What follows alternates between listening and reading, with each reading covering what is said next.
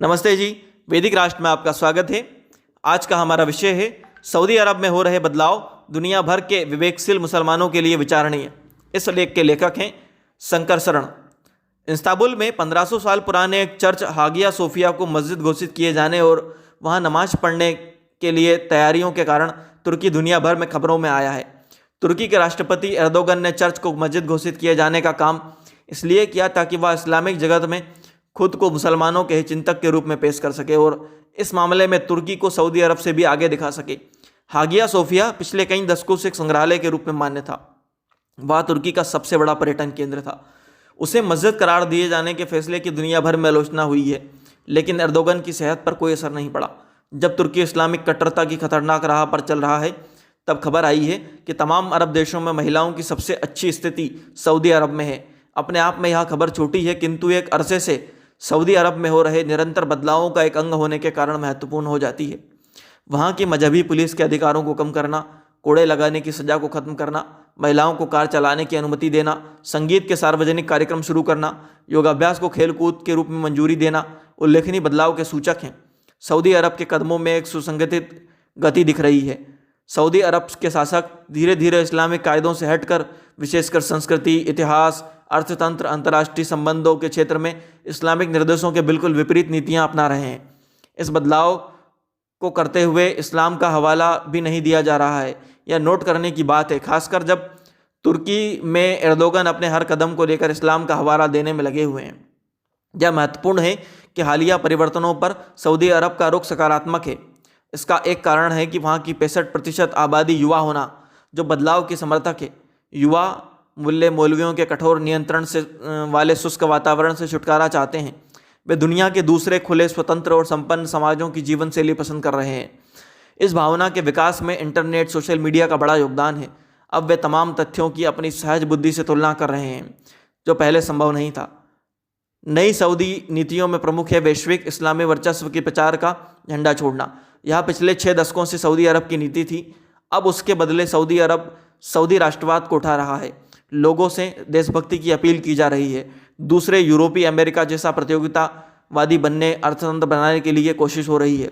राजकीय कंपनियों को अंतर्राष्ट्रीय बाजार में बेचकर उन्हें अन्य कंपनियों की तरह प्रतियोगी नियमों से काम करने के लिए प्रेरित किया जा रहा है। सबसे रोचक और दूरगामी है इतिहास और संस्कृति की दृष्टि में हो रहे परिवर्तन।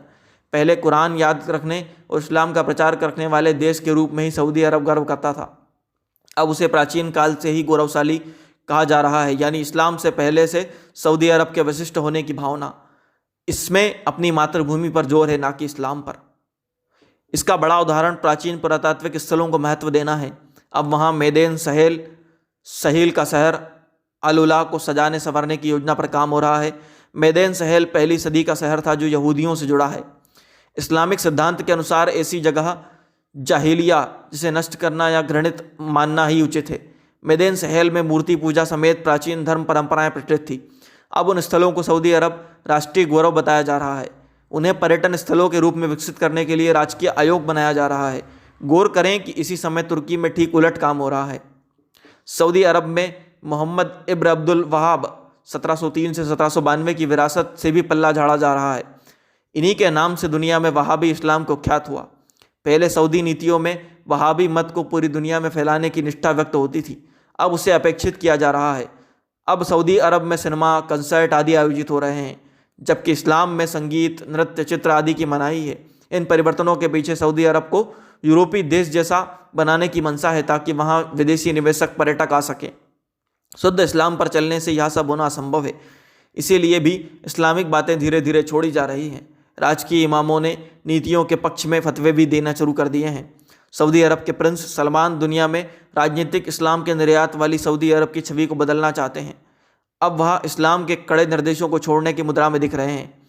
यह राज्य और मजहब का मामला बिल्कुल अलग अलग करने वाली दिशा है, जो सदियों पहले यूरोप में हुआ था। अब चर्च की जकड़ से जब वो यूरोप मुक्त होकर यूरोपीय देश सेकुलर बन गए थे, तभी उन्होंने उन्नति की थी। सऊदी अरब में उसी की दिशा में जाने के संकेत मिल रहे हैं।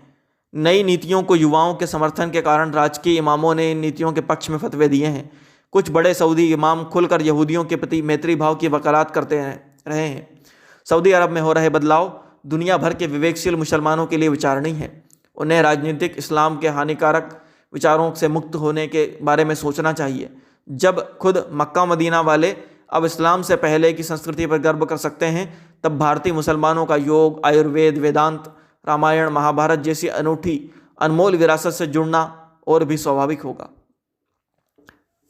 इसी तरह के और लेखों के लिए, प्रेरणादायक कहानियों के लिए, वैदिक विचारों के लिए, वैदिक भजनों के लिए वैदिक राष्ट्र यूट्यूब चैनल को लाइक करें, शेयर करें, सब्सक्राइब करें, बेल आइकॉन की घंटी को दबा दें ताकि जब भी हम नया वीडियो डालें उसकी अपडेट सबसे पहले आप तक पहुंचे। धन्यवाद।